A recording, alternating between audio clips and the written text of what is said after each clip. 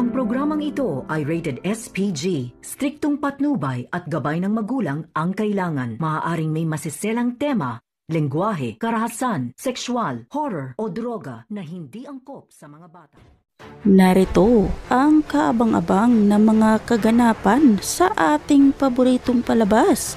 Sa IPJ Batang Quiapo, lumuhod na si Senyor Facundo sa harap ni Ramon at nagmamakaawa ito na umiiyak. Ngunit hindi na pinatagal ni Ramon ang pag-uusap nila. Agad na nga niya itong binaril sa dibdib. Kaya naman napatakbo na lang si Catherine papunta sa kanyang lulo at umiiyak ito.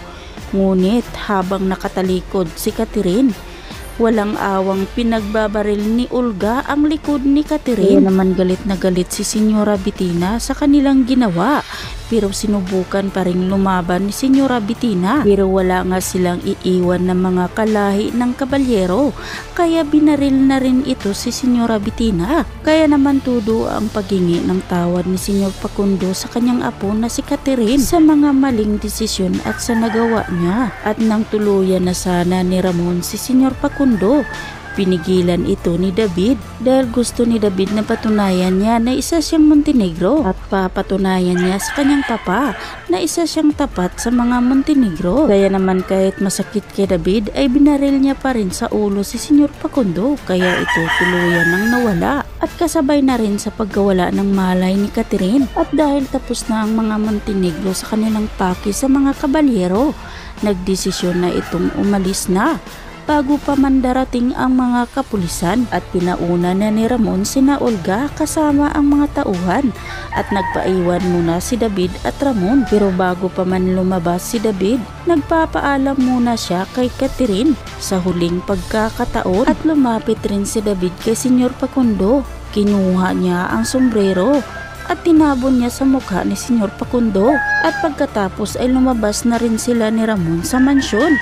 Ngunit hindi nila inaasahan na buhay pa pala si Marcelo. Agad namang pinutukan ni Marcelo si Ramon, pero nagawa pa ito ni David na itulak ang kanyang papa. Kaya tamang-tama kay David napunta ang bala, pero binaril din ni Ramon si Marcelo. Kaya ito natumba si Marcelo. Agad namang nilapitan ni Ramon at naglabas nga sa kanyang patalim at tinuluyan na ni Ramon si Marcelo. Kaya dito na nga nagpapasalamat si Ramon kay David dahil iniligtas nga ni David ang buhay ni Ramon.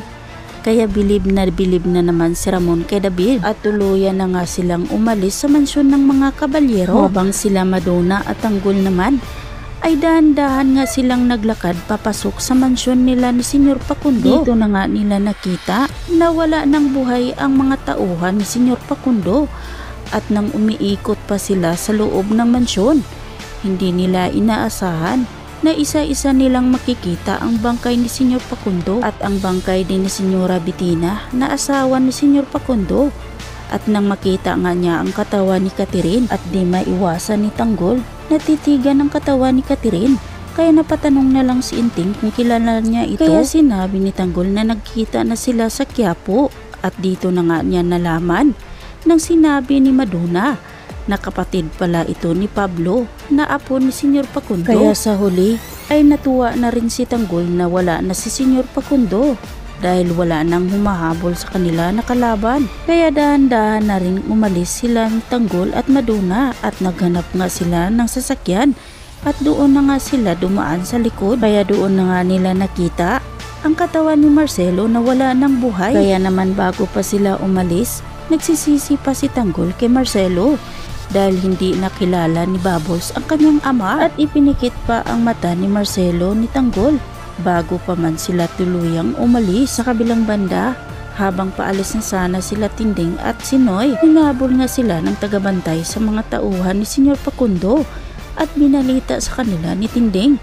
na wala na nga daw ang pamilyang kabalyero dahil nilusog daw ito ng mga taong armado at inubos lahat pati na si Senyor Facundo. Kaya naman malungkot sila Tinding at Noy at wala nga ibang maisip na gumawa sa kanila kundi ang asawa ni Catherine na si David. Kaya naman nagdesisyon nang umalis sila Tinding at Noy dahil takot nga itong madamay sa pamilyang kabalyero at tuluyan na nga silang umalis sa pamilyang kabalyero. At habang si Rigor naman hindi pa rin huminto sa pag-iimbestiga sa pagkawala ni Coach Gary at dito na nga nila nalaman na si Lawrence pala ang tumapos kay Coach Gary at umamin na rin ang kaibigan ni Lawrence. Kaya agad ngang pupuntahan ni Rigor kung nasaan si Lawrence. Kaya dito na malilinis ang pangalan ni Santino na wala talaga siyang kasalanan sa pagkawala ni Coach Gary. Kaya naman mga kaibigan, aabangan na lang natin ang mga susunod pang mga kaganapan dito lang sa ating paboritong palabas sa IPJ Batang Quiapo. At huwag po sana niyong kalimutan na i-like, i-share at pahingin na rin ng isang subscribe. Maraming salamat sa inyong panunood.